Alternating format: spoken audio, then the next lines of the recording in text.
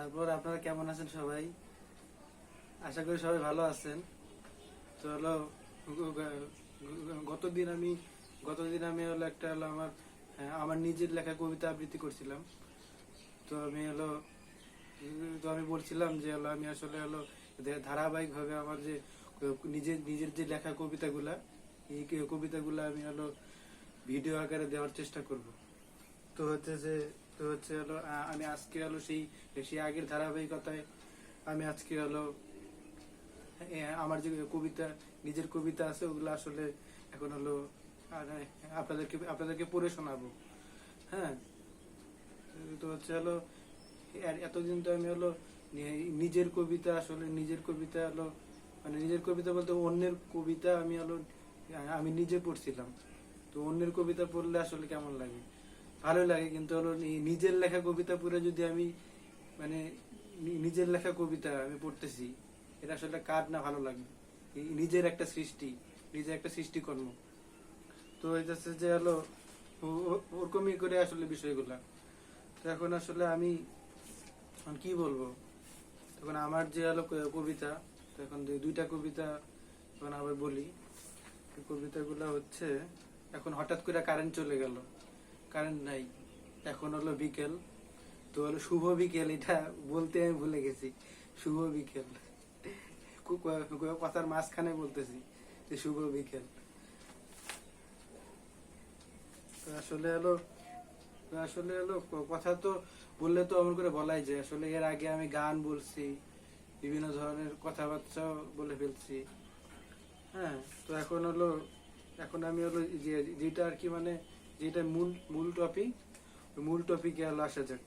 মূল টপিক হতেছে যে হলো কবিতা পড়বো। এখন আমি কবিতা পড়বো এখন।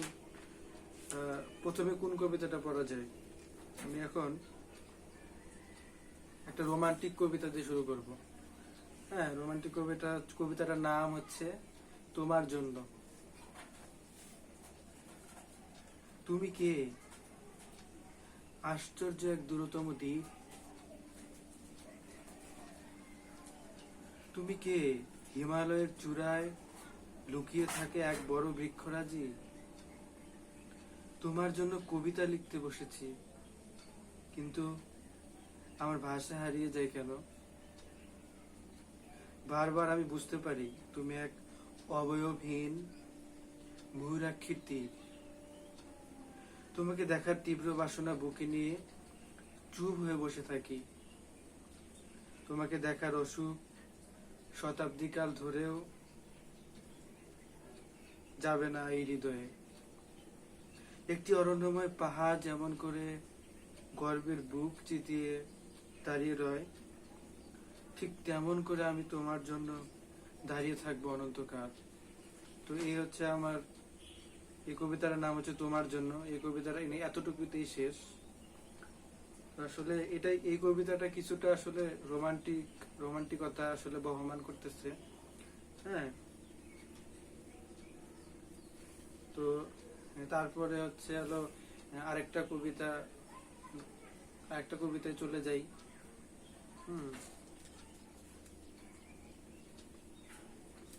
যারা আসলে কবিতা ভালোবাসে, গান ভালোবাসে, বিভিন্ন ধরনের যে বিষয়গুলা ওগুলা যারা ভালোবাসে, তারা আসলে হলো মানে তারা আসলে সবকিছুকে একটা ভালোবাসার মতো ভালোবাসা ভাবে একটা ধারণ করে। ঠিক আছে, এগুলো সবকিছু আসলে ধারণ করার ব্যাপার। কবিতা, গান, যে কোনো শিল্প মাধ্যম আসলে সবকিছু আসলে মানে মনের মধ্যে ধারণ করার বিষয়। ঠিক আছে, তো আমি হলো আমার দ্বিতীয় যে কবিতা, ওই দ্বিতীয় বলতে 2 নাম্বার যে কবিতা, ওই কবিতাটায় আমি চলে যাই।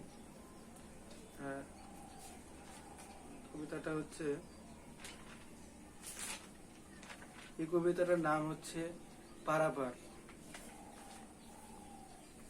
হ্যাঁ, তো প্রথম লাইনটা এরকম করে শুরু করি যে, নিঃসঙ্গতা কবে পার করে এসেছি, এখন বুকের মধ্যে শূন্যতার নদী বয়ে চলে। কবে পার করেছি নক্ষত্রের মতো একাকী জীবন, কবে পার করেছি নদীর মতো এক শব্দহীন এক যাযাবর যখন ডাকে নির্জনতার মতো হয়ে। কবে পার করেছি দুঃখের বিষাদময় এক শূন্য পৃথিবী। তবু ভয় হয় দুঃখের নদী যদি পাখি হয়ে উড়ে বেড়ায়। কবে পার করেছি প্রজাপতি রঙিন জীবন, কিংবা যারা পার করেছে সেই জীবন। কবে পার করেছি বিমূর্ত স্বপ্ন, কিংবা যারা স্বপ্ন দেখে আকাশের মতো হওয়ার। কবে পার করেছি অচেনা বৃক্ষের আর্তনাদ। এসব পার করছে যারা, তাদের হৃদয়ের নদীতে এক শূন্যতা দেখি আমি। চোখ মেলে তারা, কথা কয় পাখির মতন। তো এই হচ্ছে আমার আমার এই হচ্ছে এই দুইটা আমার হলো কবিতা। তো এই দুইটা আসলে আপনাদের কবিতা আমি শোনালাম, আপনাদের আসলে কেমন লাগলো। যদি মনে হয় যে ভালো লাগছে এই দুইটা কবিতা আপনারা আমাকে জানাবেন। হ্যাঁ, আর হচ্ছে হলো আজকে এই পর্যন্তই। হুম, তো আমি রেখে দিই।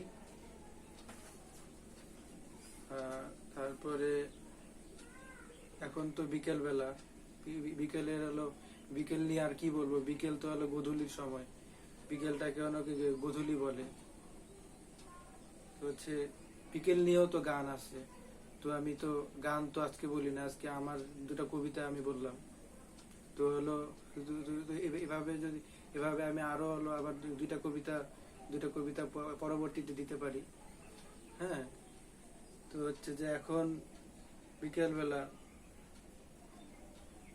আর কি বলবো, শুভ বিকেল সবাইকে।